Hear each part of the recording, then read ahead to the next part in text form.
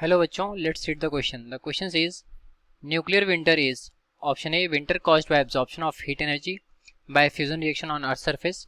Option B winter caused by radioactive waste blocking sunlight to reach earth surface. Option C winter caused due to cooling of sun's core. Option D winter caused due to collapse of sun's core. So question में बोला कि जो nuclear winter होता है उसका क्या reason होता है, ये हमें गिवन ऑप्शन में से चेक करके बताना है. तो सॉल्व करते हैं इस प्रॉब्लम को. पहले नोट डाउन करते हैं कि न्यूक्लियर विंटर होता क्या है. ठीक है, इसको एज अ की कॉन्सेप्ट लिखेंगे. की कॉन्सेप्ट. तो न्यूक्लियर वॉर या फिर न्यूक्लियर वेस्ट की वजह से जो हमारे इन्वायरमेंट में क्लाउड उठता है या फिर स्टॉर्म उठता है, उससे क्या होता है कि जो सन की रेज होती हैं वो हमारे अर्थ तक नहीं पहुंच पाती हैं. इससे जो सनलाइट होती है वो ब्लॉक हो जाती है और अर्थ के सरफेस पर कोई भी इकोसिस्टम डेवलप नहीं हो पाता, जिससे कि जो सनलाइट होती है वो हमारे तक नहीं पहुंचती है और एक विंटर लाइक कंडीशन वहां पर क्रिएट हो जाती है, जिसको हम न्यूक्लियर विंटर के नाम से जानते हैं. ठीक है, न्यूक्लियर विंटर बेसिकली वार के टर्म में इसकी बात की जाती है, या फिर बहुत ही ज़्यादा रेडियोएक्टिव हमारा वेस्ट वहां पर क्रिएट हो जाए तो ऐसा होता है. तो ये होता क्या है? It is unbalanced condition of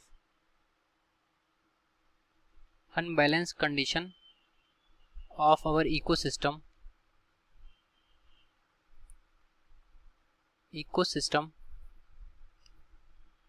in which sun rays are unable to reach on earth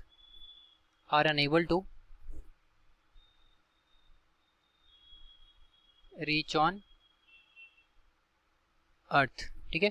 so it is unbalance condition of our ecosystem in which sun rays are unable to, यहाँ पर हमने 2 बार टू लिख दिया,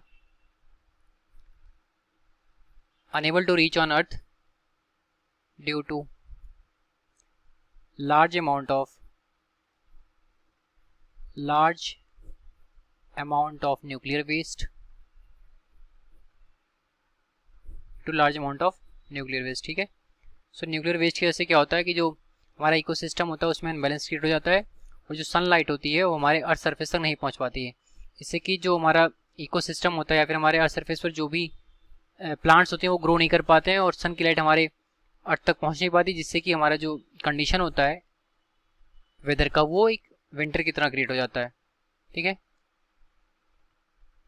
this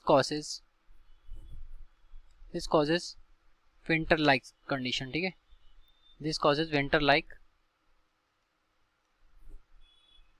weather on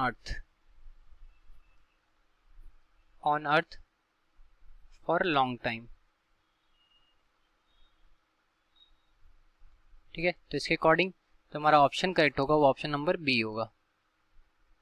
so option B is correct. तो ये रहा हमारे इस क्वेश्चन का correct solution. I hope you understood it well. Thank you.